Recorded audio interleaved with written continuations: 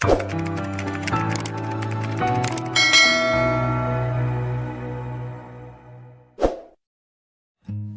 4 langkah yang bisa kita terapkan, yang bisa kita lakukan untuk mewujudkan semua keinginan yang kita idamkan, mewujudkan semua cita-cita yang kita impikan. Langkah pertama adalah berani meminta. Saya ulangi lagi, berani meminta. Ada orang itu minta aja nggak berani. Minta kepada Allah itu loh, pakai mikir.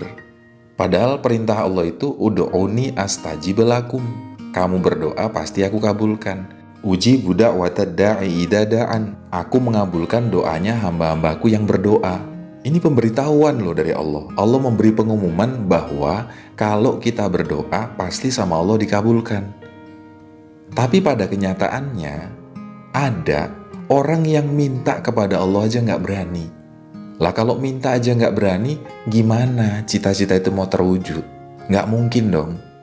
Maka jikalau kita itu sungguhan ingin tercapai semua yang kita cita-citakan, berdoalah kepada Allah. Janji Allah, astajib lakum, aku kabulkan doa kalian. Itu yang pertama. Nah, yang kedua, langkah kedua, yakin.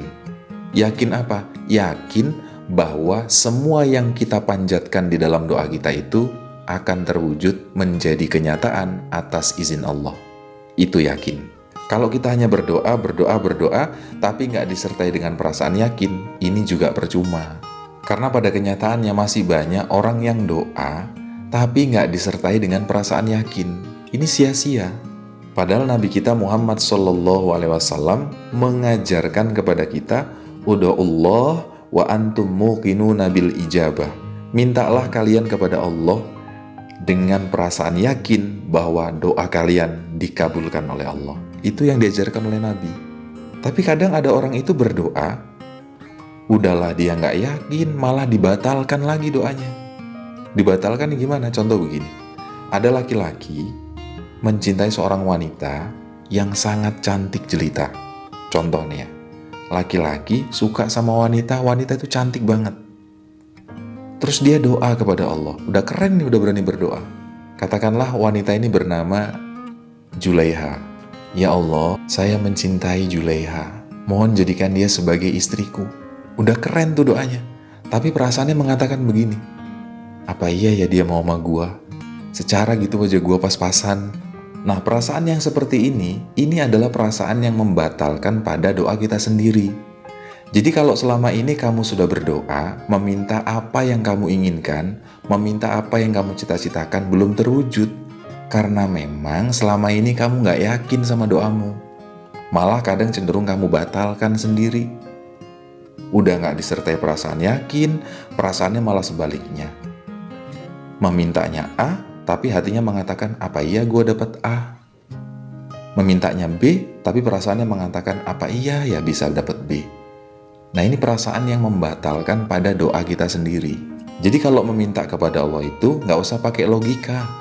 Laki-laki yang nggak tampan mencintai wanita yang sangat cantik, kalau pakai logika manusia nggak mungkin itu wanita mau. Tapi kalau pakai logikanya Allah, bisa aja dijodohkan. Karena logika Allah itu nggak sama seperti logikanya makhluk. Logika Allah itu, kemampuan Allah itu dalam mengabulkan doa-doa hambanya, itu tanpa batas. Kadang nggak masuk akal. Maka yakin kita dalam berdoa jangan setengah-setengah. Yakinnya itu full, benar-benar yakin. Emang seandainya gara-gara kita punya wajah pas-pasan nih, terus Allah nggak bisa gitu membuat wanita itu jatuh hati kepada kita? Bisa aja kan? Bisa aja. Jadi kalau kita lagi berdoa kepada Allah itu, supaya bisa yakin, logika yang ada di otak kita ini kita simpen dulu. Yang main apa saat itu? Yang main perasaan kita, hati kita, keyakinan kita. Yakin Allah itu bisa mengabulkan doa-doa hambanya dengan caranya Allah. Harus seperti itu. Kalau kita nggak berani berdoa kepada Allah gara-gara melihat kondisi kita sekarang, itu sama saja kita meragukan kemampuan Allah. Maka mulai sekarang berdoalah dengan disertai perasaan yang yakin. Yakin seyakin-yakinnya bahwa semua yang kita panjatkan dalam doa kita itu pasti terwujud atas izin Allah. Titik. Itu yang kedua. Sekarang yang ketiga, langkah ketiga untuk mewujudkan semua yang kita cita-citakan, semua yang kita impikan adalah memantaskan diri. Memantaskan diri itu sama dengan mempersiapkan lahir dan batin kita untuk siap menerima anugerah terkabulnya semua doa-doa kita. Kalau diumpamakan sebuah wadah, di saat kamu berdoa meminta sesuatu yang besar, maka wadah yang harus kamu siapkan itu juga wadah yang besar.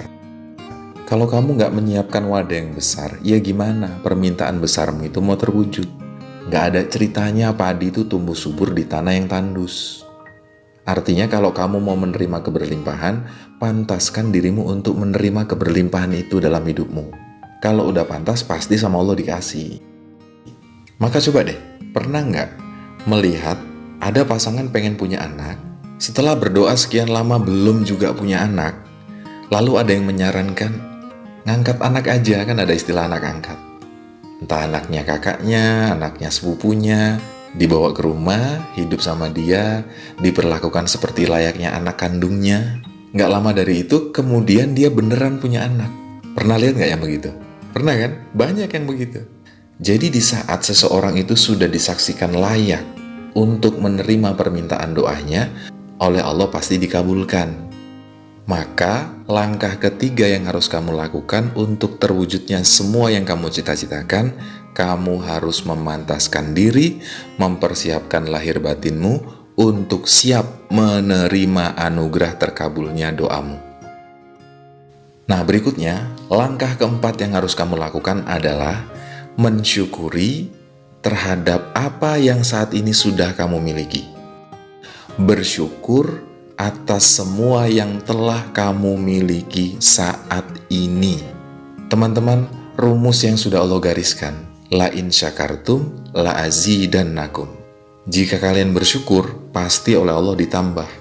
Dengan mensyukuri semua nikmat yang sudah kita miliki saat ini, semua nikmat yang sudah Allah berikan kepada kita hingga detik ini, itu akan menjauhkan kita dari kata mengeluh. Salah satu perusak nikmat adalah mengeluh. Salah satu penyebab terhalangnya doa juga mengeluh. Kalau kita menyibukkan diri kita dengan mensyukuri, fokus terhadap nikmat yang sudah kita miliki sekarang, itu akan menjauhkan diri kita dari kata mengeluh, dari sifat mengeluh. Karena apa? Sibuk syukur. Jadi diri kita ini kalau diibaratkan sebuah wadah, katakan gelas gitu ya. Gelas ini kalau kita isi dengan air, penuh dengan air bersih, terus menerus diisi dengan air bersih, biar kata suatu saat ada kotoran yang masuk ke dalam gelas itu, karena terus diisi dengan air bersih, maka kotoran itu akan luber keluar. Jadi yang ada di dalam gelas itu adalah air syukur itu. Seperti itu perumpamaannya.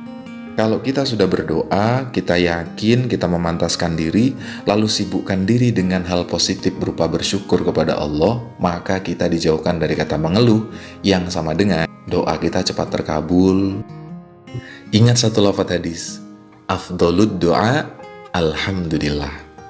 Doa yang paling afdol, doa yang paling utama, rajanya doa adalah alhamdulillah. Alhamdulillah itu adalah kalimat bersyukur. Alhamdulillah disebut sebagai rajanya doa karena belum meminta saja oleh Allah sudah dikasih. Kenapa sudah dikasih? Karena sudah bersyukur, mengucapkan alhamdulillah. Yang artinya apa? Sertakan ini di dalam doamu. Setiap kamu berdoa, syukuri apa yang sudah kamu miliki sekarang. Itu efeknya luar biasa banget. Saya kasih contoh begini. Ya Allah, alhamdulillahirrabbilalamin atas kesehatan yang masih Engkau berikan kepada diriku hingga saat ini. Alhamdulillahirrabbilalamin atas pakaian yang masih bisa aku pakai. Alhamdulillahirrabbilalamin atas fasilitas hidup yang Engkau berikan kepadaku banyak sekali sampai gak mampu aku hitung. Alhamdulillahirrabbilalamin atas makanan dan minuman yang masih bisa aku makan hingga detik ini. Nah, biasakan seperti itu.